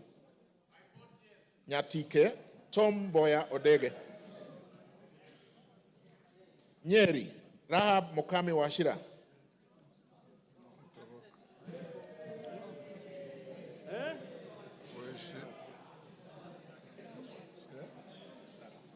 Nyeri Town, Duncan Maina Madenge.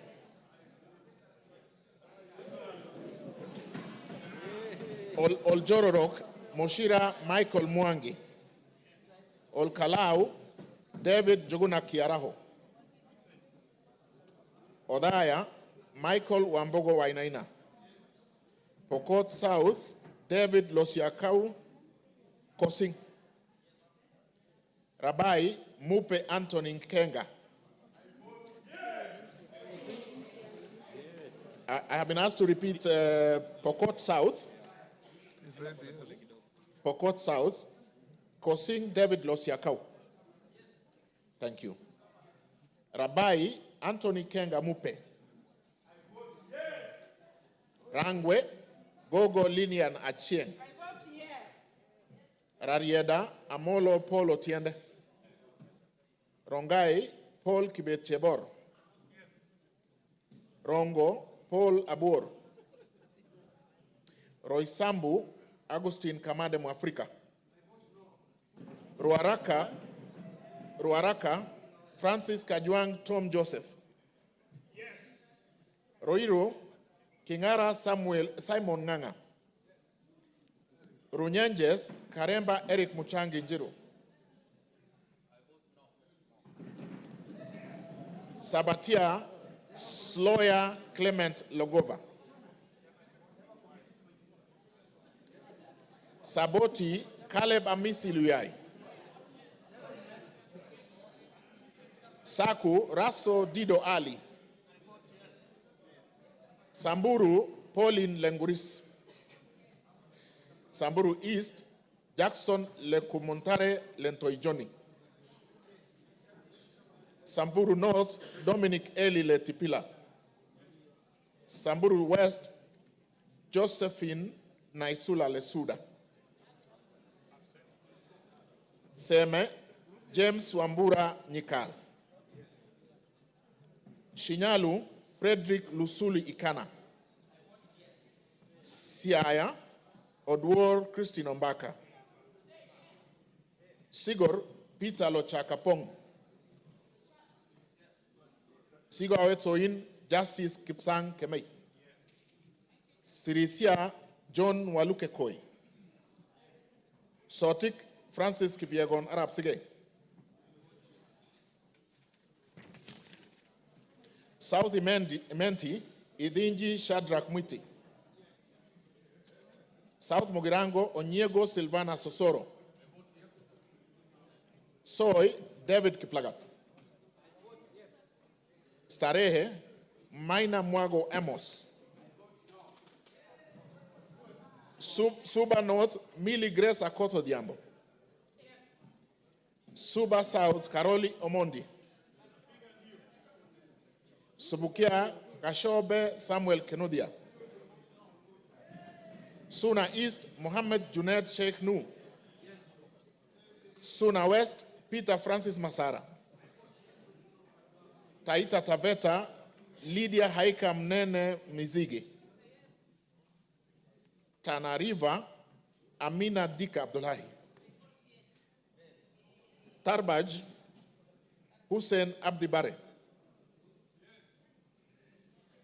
Taveta John Okano Bwire. Teso North Edward Kaunya Oku.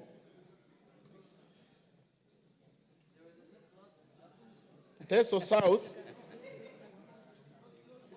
can I repeat Teso North? Oku Edward Kaunya. Thank you. Teso North, Oku Edward Kaunya. Yeah, he has voted. Sorry, Teso South, Otucho Mary Emase.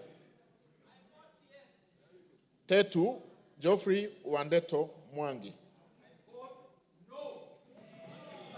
Daraka, Murugara George Gitonga. Daraka Nithi, Susan Ngugi Nduyo. Thika Town, Nganga Alice Wamboi. Tiati, William Kamket Kasait. Tigania East, Lawrence Purwaburi. Tigania West, John Kanwithia Motunga. Tinderet, Julius Melikibiwot. Tongaren, John Murumba Chikati. Trans Nzoia, Lilian Chebet-Siyoy. Tarbo, Janet Chepkemboy Sitiene. Turkana, Cecilia Asinyen Gitit. Turkana Central, Joseph Namwar Emathe. Turkana East, Nicholas Ngikor Nixon Ngikolong.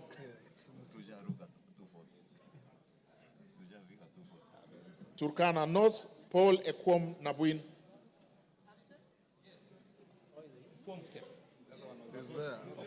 Yeah. Okay. Turkana South, John Ariko Namoit. Turkana West, Daniel Epuyo Nanok. Wasingishu, Gladys Chepkoskei Boss. Ugenya, Ochieng David Ouma. Uriri, Nyamita Mark Ogola. Vihiga, Kagesi Kivai Ernest Ogesi. Vihiga, Adagala Beatrice Kahai. Voi, Hamis Chome Abdi. Wajir, Fatuma Abdi Jeho. Wajir West, Aden Daudi Muhammad. Wajir North, Ibrahim Abdi Sane. Wajir South, Muhammad Aden Ado. Wajir West, Yusuf Muhammad Farah. Webuye East, Martin Pepela Wanyoni. Webuye West, Daniel Wanyamasitati. West Mogirango, Mogaka Stephen. West Pokot, Rael Chepkemoy Kasiwai. Westlands, Timothy.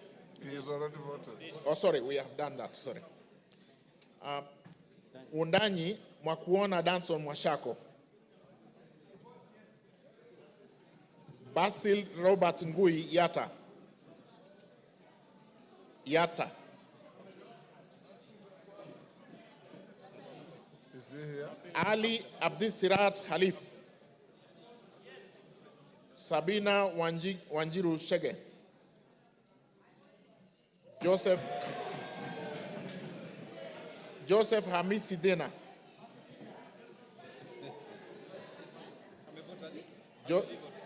My vote yes. Joseph Hamisi Dena. Okay. Suleka Hulbale Harun. Dorothy Mudoni Kiara. Joseph Wainaina Iraya. Irene. Joseph Wainaina Iraya. He's voted. Okay. Yes. Irene Nyakerario Mayaka. Omulher Harun Muhammad. Teresia Wanjiru Mwangi. No. Abubakar Ahmed Tali.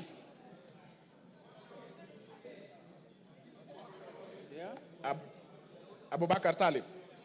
Thank you. You finished? Honorable members, order. Is there any member present who has not had his or her name called out? Is there? Yes.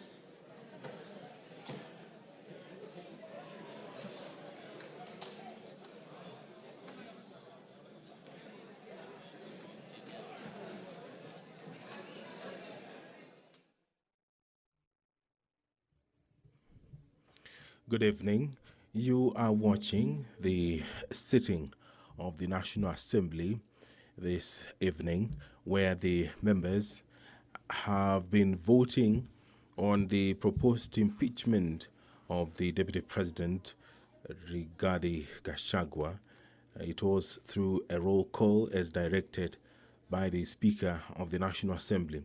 And what is currently happening is that the tallying of the votes is underway, and thereafter the pronouncement will be made as to how the members of the National Assembly voted this evening. This special motion was moved by the Honorable Member Mwengi Mutuse, and in that special motion, he did list 11 grounds on the reasons as to why the Deputy President, Rigathi Gachagua, should be impeached as Kenya's second in command. The Member of Parliament cited gross violation of various articles, and also he did cite serious reasons to believe that the Deputy President has committed gross economic crimes under Section 45, subsection 1, Section 46, Section 47A3, and Section 48(1) of the Anti-Corruption and Economic Crimes Act, and Section 2, 3, 4, and 7 of Proceeds of Crime and Anti-Money Laundering Act.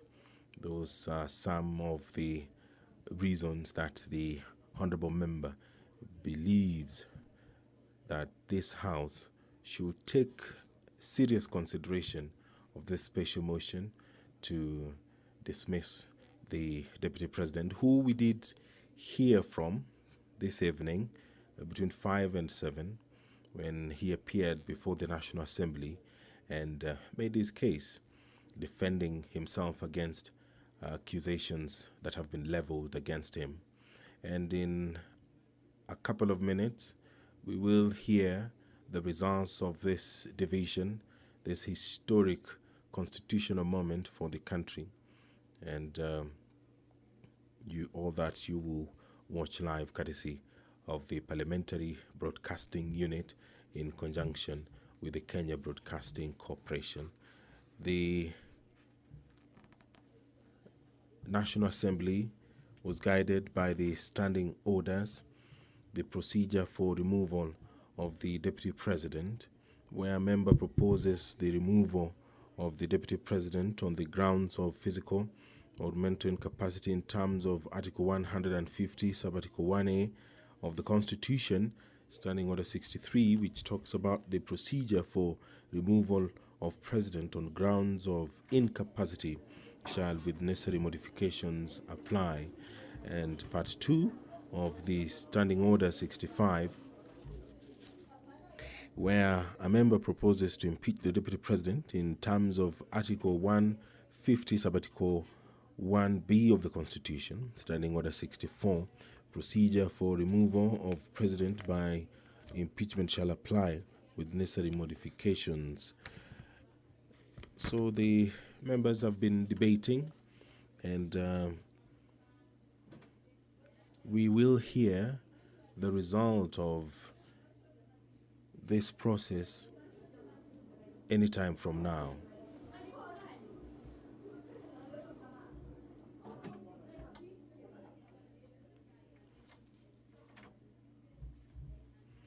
Standing Order 64 of the National Assembly provides for the procedure for removal of president by impeachment. Now, the Standing Order 65 borrows heavily from Standing Order 64, and these procedures, they're quite a number, and some of them have been used in this business that the National Assembly began in the morning, and the culmination of it will be heard any time from now. And if you can see on your screen, the Deputy Speaker of the National Assembly, Honorable Gladys Bose, has taken the seat, and that means that she will perhaps be the one who will make the announcement after the tabulation and the tallying of the votes that has concluded, been done. The number required to vote in affirmative, according to the provisions of the Constitution, is 233 members. That is the threshold required to impeach the Deputy President. And there the Speaker has returned. The Deputy Speaker had been holding fort briefly, and anytime from now, the Speaker will call for the announcement of the votes,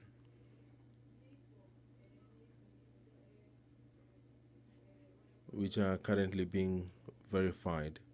It was a requirement that voting be done via roll call, and any moment from now, we will be hearing the result of that roll call.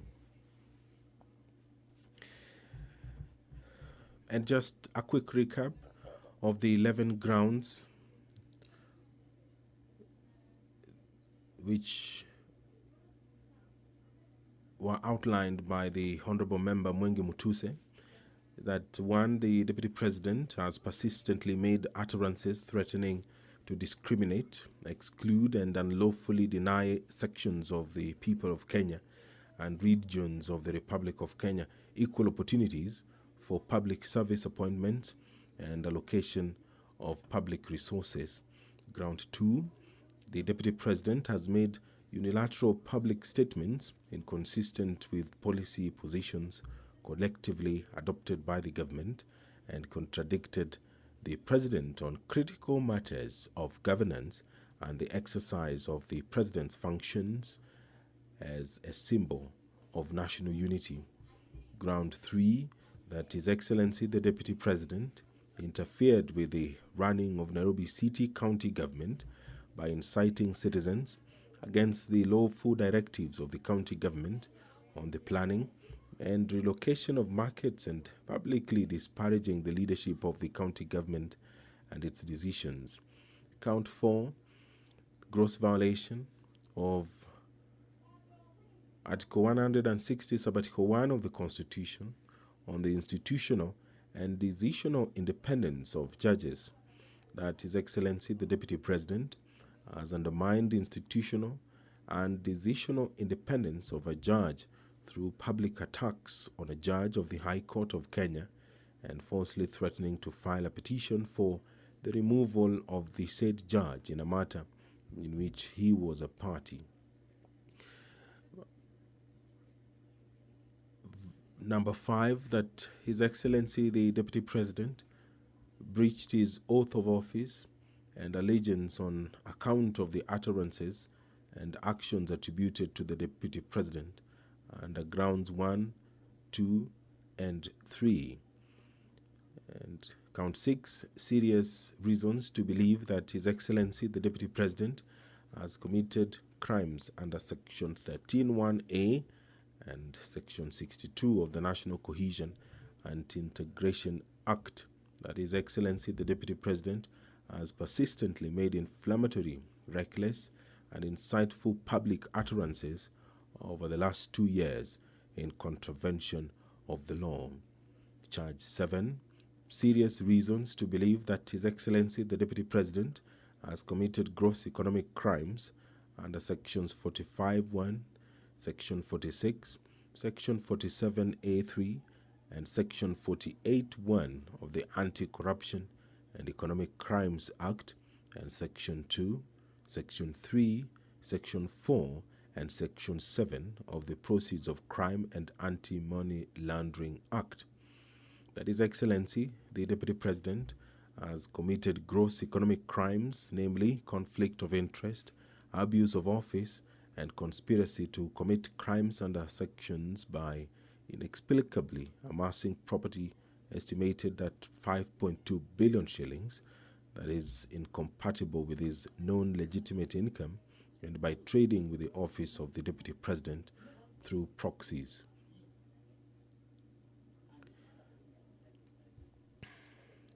Charge 8, serious reasons.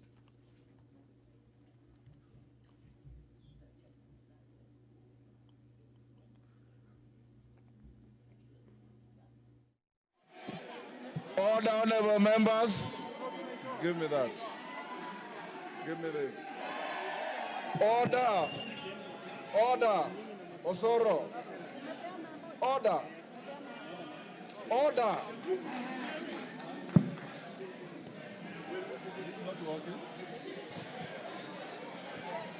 Congratulations. Order. Congratulations. Order, members, take your seats. Order. Angol, take your seat. Order, members, take your seats.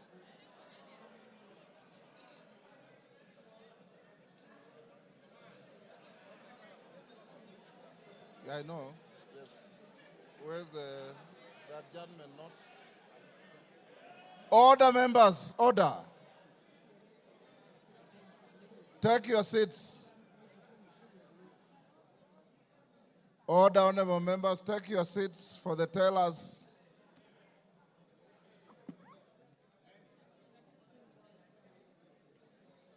Take your seats.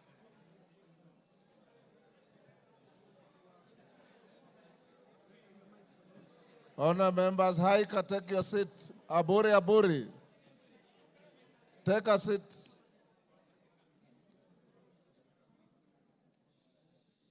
Tongoyos, take your seat.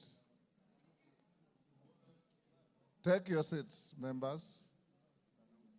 All is well that ends well. You have been very orderly, and I must salute you. Tell us, you may now approach the chair and announce the results.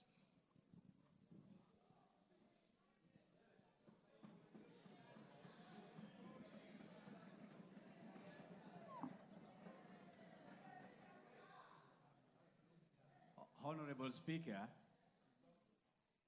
based on the responsibility you bestowed on me, Jared Okello, MP for Nyando, Zahir Janda, Honorable Onesmus Ngogoyo, and Honorable Njeri Maina, we are here to declare the results as follows, Honorable Speaker. The nays, 44. Abstentions, 1. And the ayes, 281.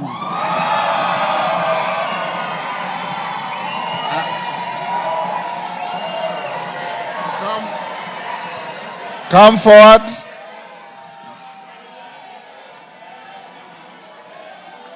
Order.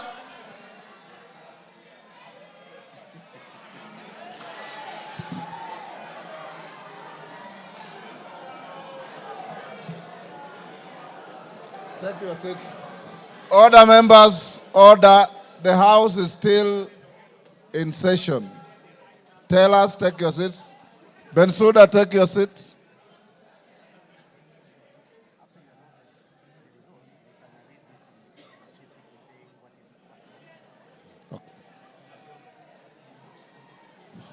Order, members, order. Members, the results of the division on the motion are as follows. Abstentions, 1. The noes, 44. The ayes, 281. So the ayes have it.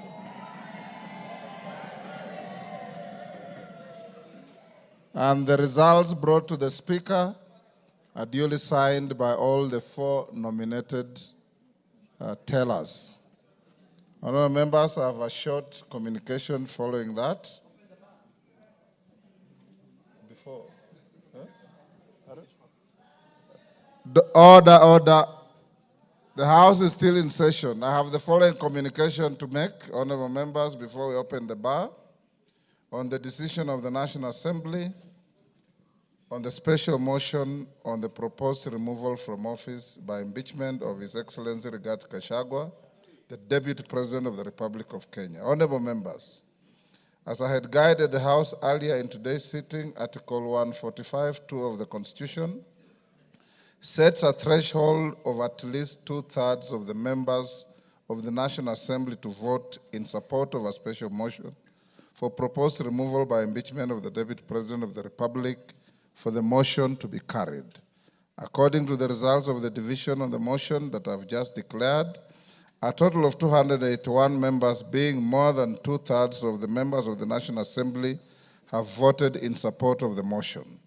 Article 145(2)(a) of the Constitution provides that, I quote, if a motion under Clause 1 is supported by at least 2/3 of all members of the National Assembly, the Speaker shall inform the Speaker of the Senate of the resolution within 2 days. In this regard, I'll proceed to discharge the singular duty placed on me by Article 145(2)(b) of the Constitution and under which to notify the Speaker of the Senate of the resolution of the National Assembly. The clerk is directed to prepare the necessary documentations to accompany the resolution. The House will resume tomorrow, Wednesday, 9th October 2024, at 9:30 a.m. to resume with the regular business as scheduled by the House Business Committee. I thank you. Members, will you now be upstanding? Draw the bar. Draw the bar. Open the doors. Order, honourable members. Order. Order. Order, order, members. The House will now be adjourned until tomorrow, 9:30 a.m.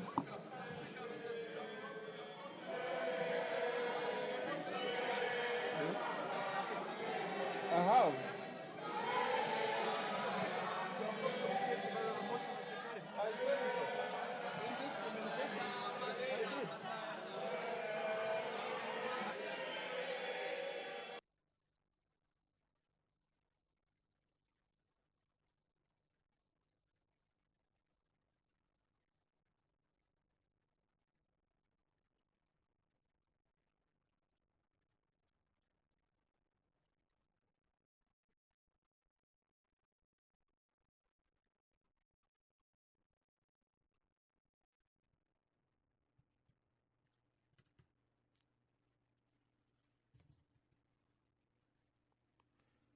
You've been watching the sitting of the National Assembly where the House has approved the impeachment of Deputy President Rigathi Gachagua on 11 charges. The special motion was moved by the Honourable Member for Kibwezi West, Honourable Ecomas Mwengi Mutuse.